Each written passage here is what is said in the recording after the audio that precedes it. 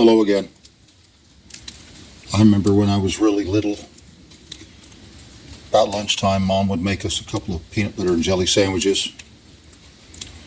And then we'd walk back to the woods behind our property, walk down the hill, and there was this tree that grew out sideways on the ledge out over the creek and then turned upward.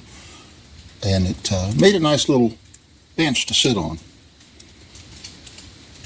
And Mom would read letters that she had got from my brothers George and Ron, who were in Vietnam at the time.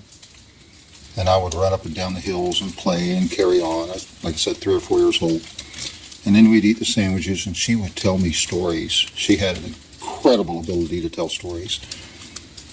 And I was fascinated with that. And that was a wonderful, one of the rare happy moments in my childhood. You see, I didn't simply read about Mom in a book. I didn't simply read about Mom. Somebody would ask me this or that about Mom. I could say, well, this was her maiden name. This was the hospital she was born at. This was her birth date. And tell her all these details, all these answers to questions.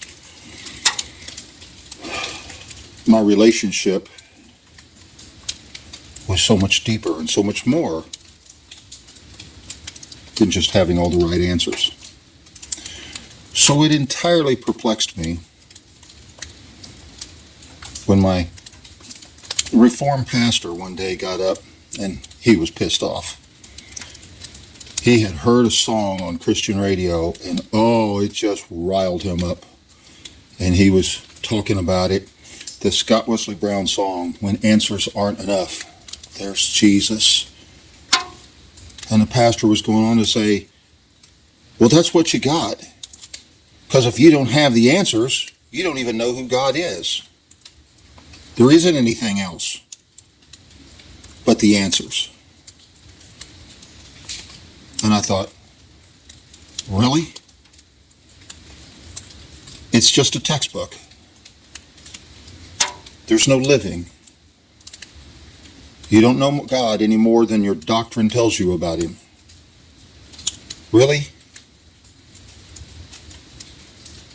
You see, this right here, in a very simplistic way, tells you the difference between belief and faith. And your heart will